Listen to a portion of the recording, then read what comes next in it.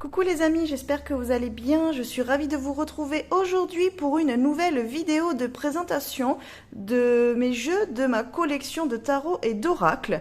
Et aujourd'hui, je vais vous présenter ces deux jeux en même temps puisque ce sont deux tarots Rider-Waite-Smith, vraiment avec les illustrations originales, on va dire. Donc je voulais vous les présenter en même temps. Ensemble pour que vous puissiez juste voir la différence au niveau des couleurs, puisque celui-là est comme son nom l'indique, c'est un tarot vintage, donc vous allez voir que les illustrations elles sont un petit peu passées pour donner un côté vintage aux cartes, et là c'est vraiment une version on va dire classique d'un Rider-Waite-Smith que vous pouvez retrouver facilement dans les magasins, sur internet. Voilà, si vous voulez une version originale d'un Rider-Waite, ben celui-là en fait il est top parce qu'il est vraiment classique de chez classique. Mais voilà, je voulais vous présenter les deux en même temps, je trouvais que c'était plus sympa, comme ça on va pouvoir comparer les cartes, et parce qu'il y a quand même quelques petites choses qui sont un peu différentes, ce sont des détails, mais voilà. Alors on va commencer d'abord par le tarot vintage, donc il est aux éditions Intuitive Édition, et c'est de la collection Lo Scarabeo. Alors c'est dans une boîte cloche, voilà. Et le prix, il est à 24,90 €. Celui-ci, je l'ai acheté chez Cultura. Et ensuite, là, vous avez le Radiant Rider-Waite Tarot, donc aux éditions US Games Systems. Et il est en anglais, voilà. Donc les mots sont en anglais. Mais bon, pour moi, c'était pas dérangeant, puisque quand même, avec les illustrations, on retrouvait vite le nom en français, on va dire, le nom. Et celui-là, je l'ai commandé sur Amazon. Voilà. Alors, vous voyez déjà qu'au niveau de la taille, en fait, celui-ci est plus petit. Donc, le format, il est sympa parce que vous pouvez l'emmener partout, dans le sac ou quoi, c'est facile. Le seul petit bémol, c'est que du coup, c'est dans une boîte en carton comme ça. Donc, bon, elle peut avoir tendance à s'abîmer rapidement, quoi. Comparé à une boîte dure comme ça, forcément. Mais bon, là, vous voyez, comme moi, j'y fais quand même attention. La boîte n'est pas du tout abîmée. Donc, on va commencer par celui-là. Alors là, dans celui-ci, vous avez un petit livret. Donc, on va aller le voir après. Et là, nous avons le deck, donc voilà, avec le dos qui est comme ça. Donc là, vous pouvez faire lecture endroit envers, puisque du coup, on ne peut pas voir dans quel sens est tombée la carte. Et ensuite, nous avons cette version-ci. Donc, comme je vous disais, les cartes sont un petit peu plus petites. Voilà. Hop. Alors, on va mettre les boîtes ici. Voilà, et donc le dos qui est comme ça, donc assez classique, hein, il est sympa. Moi je l'aime bien, je le trouve sympa ce dos. Alors, donc, par contre dans celui-ci, voilà, vous n'avez pas de livret. Donc en fait, après, bon, vous trouvez, hein, si vous avez d'autres tarots, bah du coup vous pouvez utiliser les livrets des autres. Et puis sinon vous avez beaucoup de livres, hein, pour parler du tarot, pour avoir les interprétations de chaque carte. Donc là j'avoue ne pas avoir le livret, c'est pas vraiment dérangeant. Alors, donc dans celui-là, le livret, donc il est de la taille des cartes. Alors dedans, on y retrouve plusieurs choses. Donc vous avez un sommaire, donc une introduction, donc qui explique quand est-ce qu'a été créé le Rider-Waite-Smith. Voilà, donc on parle de symbolisme, de choses comme ça. Là, on a un petit comment fonctionne le tarot. Donc voilà, là aussi, vous avez quelques petites explications. Ensuite, comment interroger les cartes. Voilà. Et ensuite, on a percé le mystère des 78 clés, donc 78 lames ou arcanes. Voilà, donc là, il y a une petite explication aussi de comment a été utilisée, la vision en fait de Waite. Et ensuite, donc là, on a pour les cartes renversées. Donc, on vous dit, une carte dite renversée, lorsqu'elle vous apparaît à l'envers, quand vous la tirez, les mots-clés qui s'y rapportent sont en italique. Il est important que vous décidiez de la façon dont vous interprétez vos cartes renversées avant de commencer votre tirage. En effet, plusieurs options s'offrent à vous. Donc, 1, ignorer les cartes renversées et les remettre dans le bon sens. 2, se référer aux mots-clés en italique. 3, voir les cartes renversées comme indicatrices d'un blocage dans l'énergie des cartes ou un retard dans ce qui est annoncé. 4, voir les cartes renversées comme nécessitant plus d'attention. Donc ça aussi, on le retrouve dans certains livrets d'interprétation. Et 5, interpréter chaque carte renversée comme l'opposé de la même carte à l'endroit. Donc ça, c'est déjà pas mal parce que si vous êtes débutant, du coup, ça vous donne une idée de comment vous voulez lire les cartes renversées et si vous voulez les lire ou non. Voilà. Donc ça, c'est plutôt sympa. Ensuite, on a structure du jeu. Donc là où ça nous explique les cartes majeures, les arcanes mineures. Les 4 enseignes du tarot. Donc là, on vous explique à quoi sont liées les coupes, par exemple, à quoi correspondent les deniers, les bâtons et les épées. Alors, il faut savoir que ça, donc c'est un tarot Rider-Waite-Smith, mais en fait, ils n'appellent dans ce jeu-là, ils ont pris le parti de parler des pentacles en deniers comme dans le tarot de Marseille et non pas, voilà, en pentacles comme dans la plupart des tarots Rider-Waite. Donc les bâtons et les épées.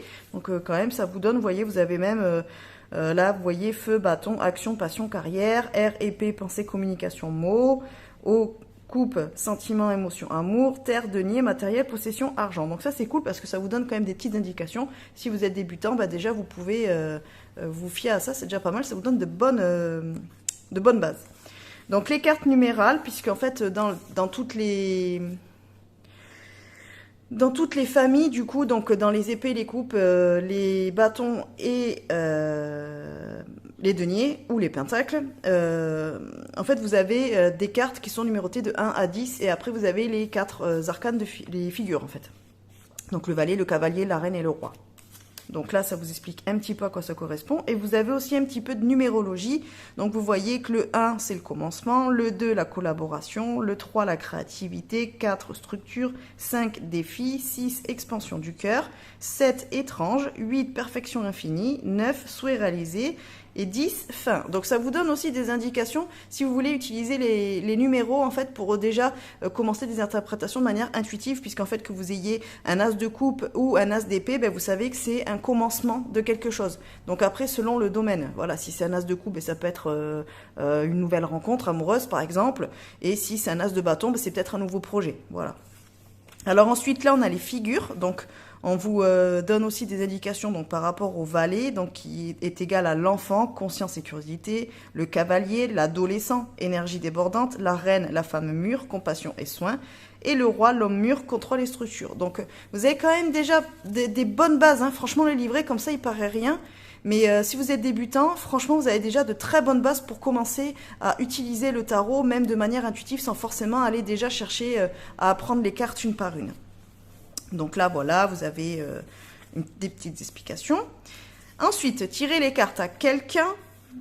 Donc là, c'est comment faire en fait pour tirer les cartes à quelqu'un, parce que vous pouvez utiliser le jeu. Bon, en même temps, vous pouvez utiliser tous les jeux hein, pour tirer les cartes à quelqu'un. Et là, on a le tirage rétrospection, introspection, projection.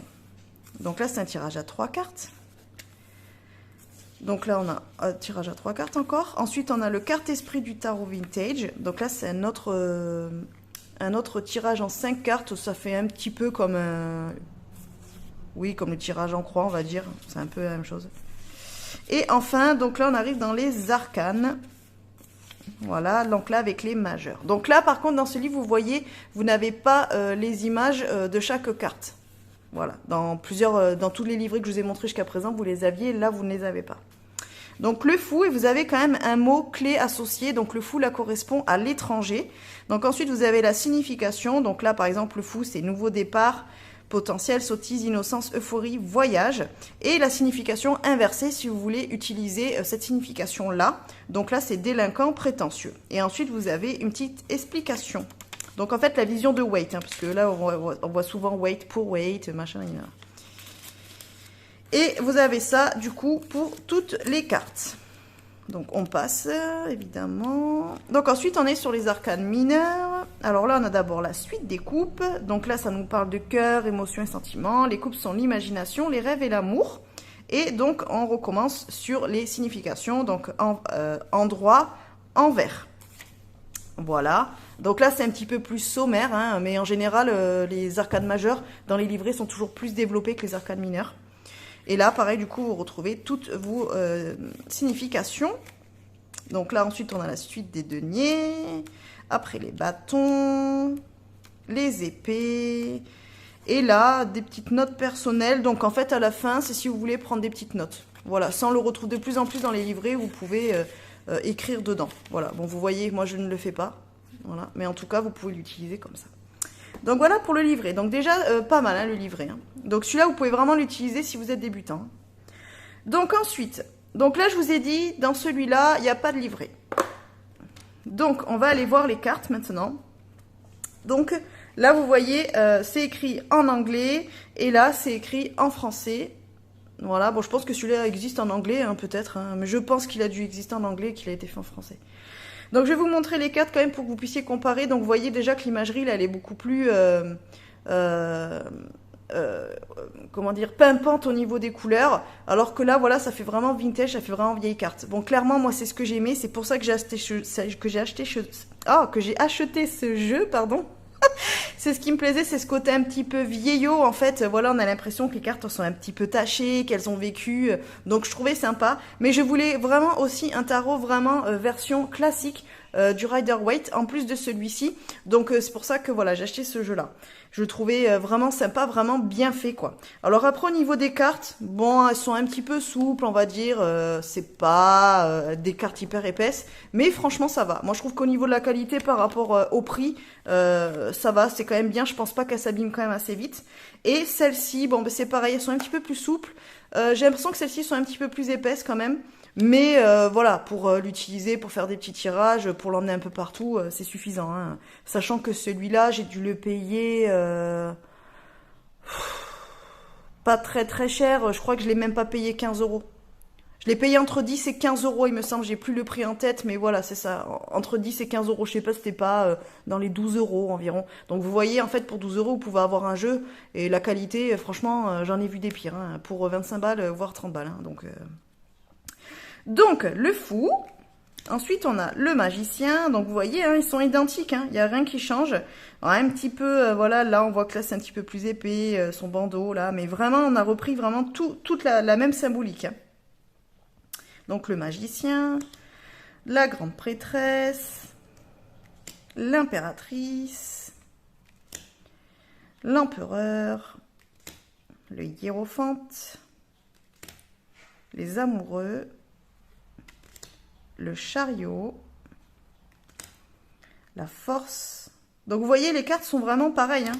C'est vraiment juste au niveau des couleurs et tout ça que c'est différent. L'ermite. Et puis ben oui, là c'est marqué en anglais, donc si ça vous dérange, bon ben forcément prenez plutôt un jeu en français. Hein. La roue de fortune, la justice, le pendu, la mort, la tempérance, le diable, la tour, l'étoile, la lune, le soleil, le jugement, le monde. Donc ça c'était pour les arcanes majeures. Donc ensuite là on a les coupes. Donc l'as de coupe, le 2 de coupe, 3 de coupe. Alors là, voilà, on voit que là, c'est marqué vraiment le mot en entier, alors que là, c'est encore le symbole un peu comme dans beaucoup de jeux, en fait, où c'est écrit en lettres romaines. Enfin, en numéros romains. Donc ça, c'est pareil, ça peut être gênant, en fait.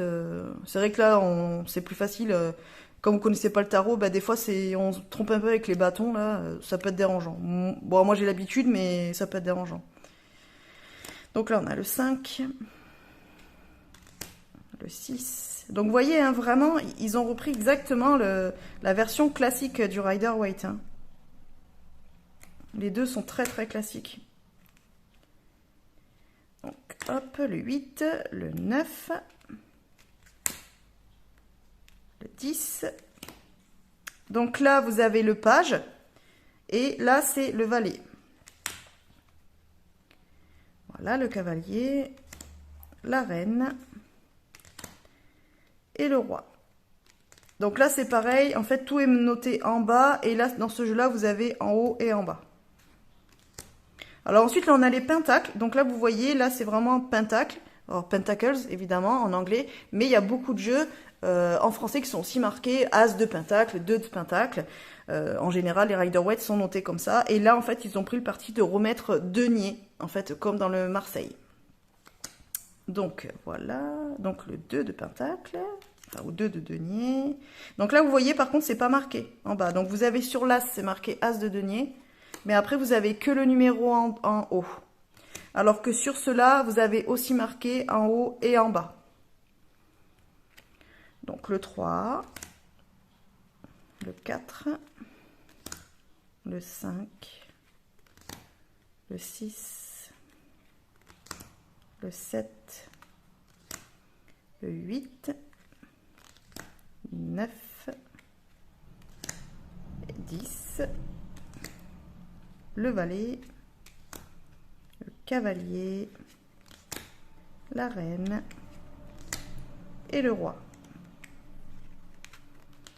Ah oui, ça, excusez-moi. Donc ça, c'est les cartes que vous avez en plus. Bon, généralement, vous avez pas mal de jeux, vous avez des cartes en plus comme ça. Moi, je m'en sers de marque-page. Donc ensuite, on est sur les bâtons. Donc là, pareil, hein, vous voyez que les cartes sont très respectées. C'est toujours la même chose. Vous avez toutes les symboliques. Donc là, le 3, le 4, le 5, le 6, le 7 de bâton. Alors là, il y a une faute, je ne sais pas si c'est fait exprès ou pas. Les autres, ils sont marqués 7. Là, il manque le N. Bon, je pense que c'est une erreur d'impression. Le 8 de bâton. Le 9 de bâton. Le 10 de bâton. Là, on est sur les valets de bâton. Les cavaliers. La reine de bâton. Et là, vraiment, on retrouve vraiment, voilà, vous voyez, hein, là, il y a le chat, là, il y a l'espèce de petit lézard, là. Hop, le roi. Et donc, ensuite, on est sur les épées. Donc, le 2 d'épée, 3 d'épée, 4 d'épée, 5 d'épée, 6 d'épée, le 7, le 8, le 9 d'épée, le 10. Ah ouais, les épées, hein, c'est pas les plus cool. Donc ensuite, on a le valet d'épée, le cavalier d'épée. Alors je trouve que dans ce jeu, les personnages, ils font plus dur que ceux-là. Ceux-là, ils font un petit peu plus doux dans l'énergie. Même quand vous voyez les cartes, vous voyez ce cavalier d'épée là, il fait plus agressif que celui-là. Celui-là, il fait vraiment, allez, j'y vais, go, je suis motivé. Celui-là, il va vraiment à la guerre, quoi. Vous voyez ce que je veux dire? Il y a une petite différence. En fait, on a l'impression que les jeux, ils vont avoir tous les mêmes énergies parce que les illustrations sont les mêmes, alors que pas du tout. On voit que celui-là, Tarot, est beaucoup plus doux dans l'énergie que celui-là. Celui-là, il est un petit peu plus trash, un petit peu plus j'y vais, je fonce, quoi.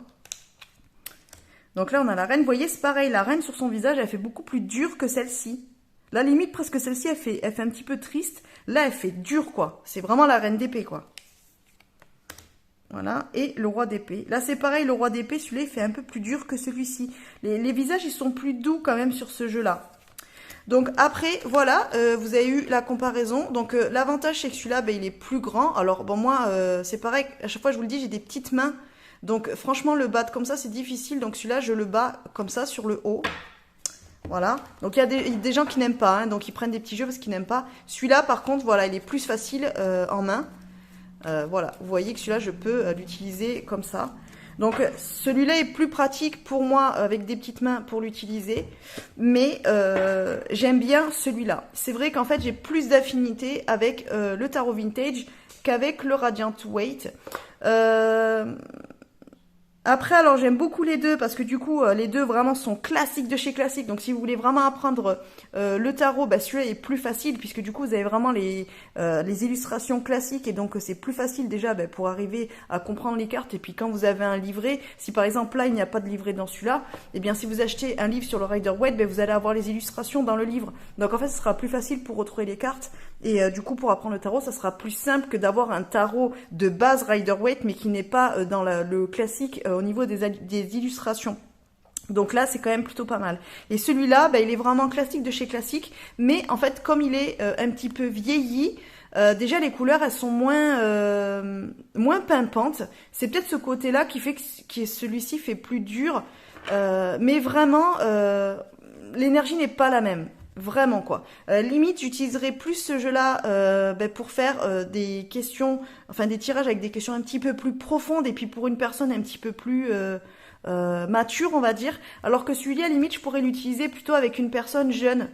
Voilà, pour délivrer les messages. Parce que j'ai l'impression que celui-ci, il ferait moins peur, il serait plus doux. Même dans les cartes et dans les messages qu'il donnerait, plutôt que celui-là où il risque d'être un petit peu... Pour moi, en fait, il faut quand même être assez... comment dire, costaud en fait dans sa tête pour disons qu'il faut pas avoir peur d'être piqué un peu. Vous voyez ce que je veux dire? Alors que celui-là il va être plus doux. Mais après c'est vraiment une question personnelle, hein. Enfin c'est vraiment un ressenti personnel. Peut-être que vous voyez aucune différence.